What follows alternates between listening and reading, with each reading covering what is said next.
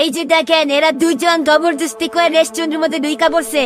তাও আবার খাবার খাইতে আসে নাই, শুধু আপনাদের টয়লেট ব্যবহার করার জন্য আসছে। এরকম রাস্তার মানুষ যদি আপনাদের টয়লেট ব্যবহার করে, আপনাদের রেস্টুরেন্টের নাম খারাপ হবে না? এগুলা শুনলে কেউ খাইতে আসবে আপনাদের রেস্টুরেন্টে?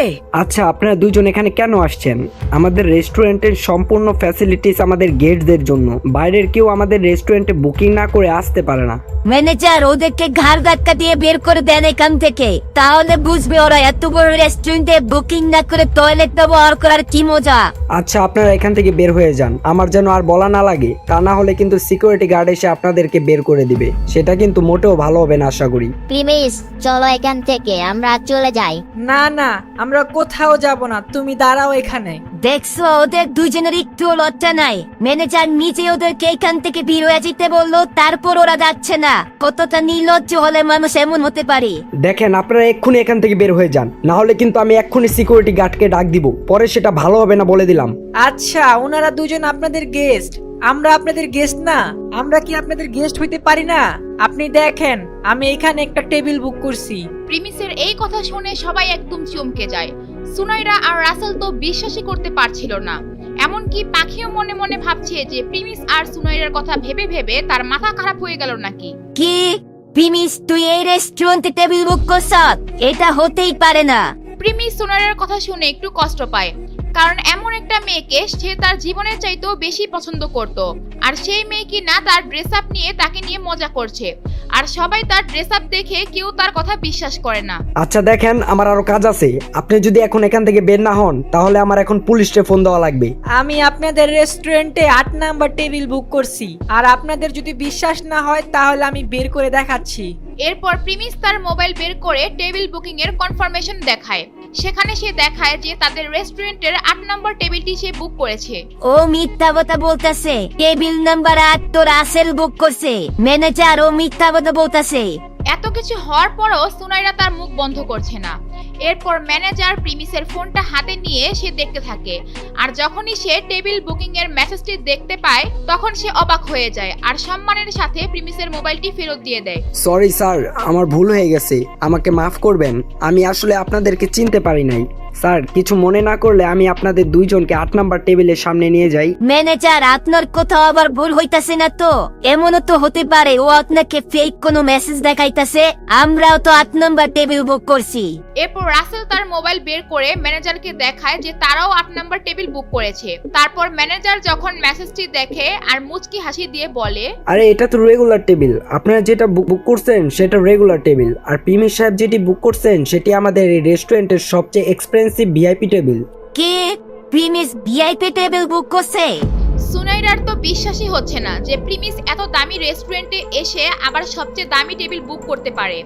যে প্রিমিস তাকে নিয়ে সামান্য ফুটপাতের দোকানে যেতে পারতো না, সে আজ এত দামি রেস্টুরেন্টে এসে ভিআইপি টেবিল বুক করেছে। এরপর ম্যানেজার প্রিমিস আর পাখিকে টেবিল নাম্বার 8-এ নিয়ে যায়, আর সেখানে গিয়ে ম্যানেজারের মাথা খারাপ হয়ে যায়, কারণ টেবিলের মধ্যে কাস্টমার আসার আগেই সেখানে খাবার সাজানো ছিল, আবার কিছু খাবার খাওয়াও ছিল।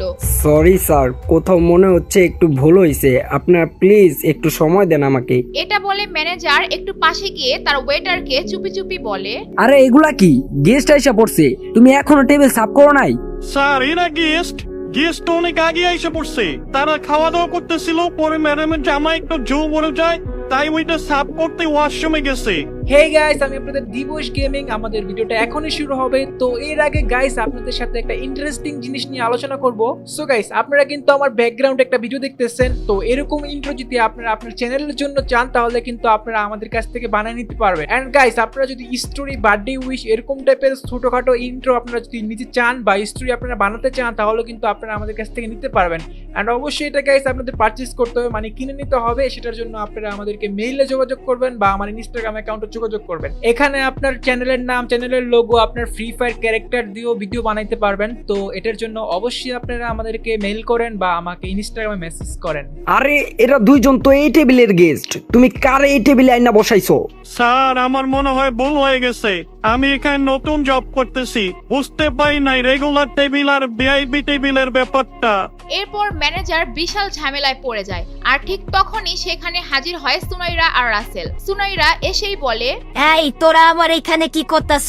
তোরা আমাদের টেবিলের সামনে কি? প্রিমিস তার কথার কোনো জবাব দেয় না।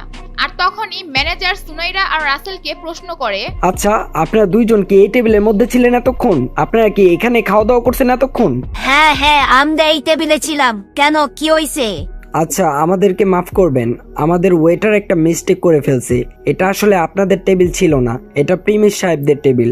আচ্ছা যাই হোক, এখন আপনাদেরকে এই টেবিল থেকে উঠে আপনাদের নর্মাল টেবিলে যেতে হবে। সুনাইরা যখন শুনে প্রিমিসের জন্য তাকে সেই টেবিল ছেড়ে দিতে হবে, তখন সে যেন আকাশ থেকে পড়ে। দুনিয়াতে সমস্ত মানুষের জন্য সে এই টেবিল ছেড়ে দিতে রাজি, কিন্তু প্রিমিসের জন্য সে সেটা ছাড়তে একদমই নারাজ।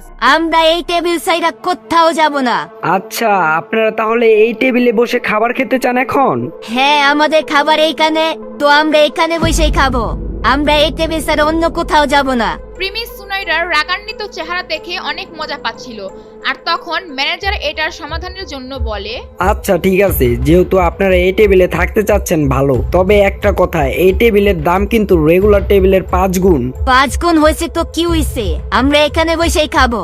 টাকা পয়সা আমাদের কাছে কোনো ব্যাপারই না। সুনাইরা এটা বলতে বলতে রাসেলের দিকে তাকায়।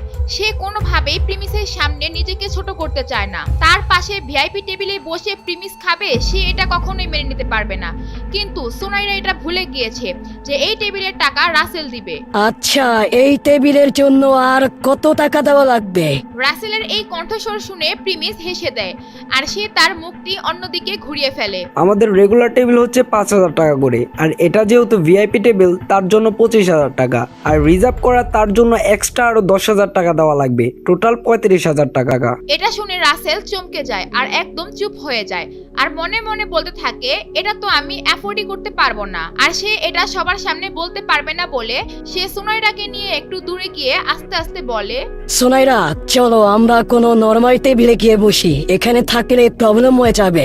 আরে এই টেবিলটা তো অনেক সুন্দর ছিল, আর কি প্রবলেম হবে এখানে?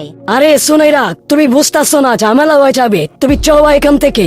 রাসেল আসলে মুখ ফুটে বলতে পারছে না যে সে এটা অ্যাফোর্ড করতে পারবে না। এখন কি করবে সুনাইরা?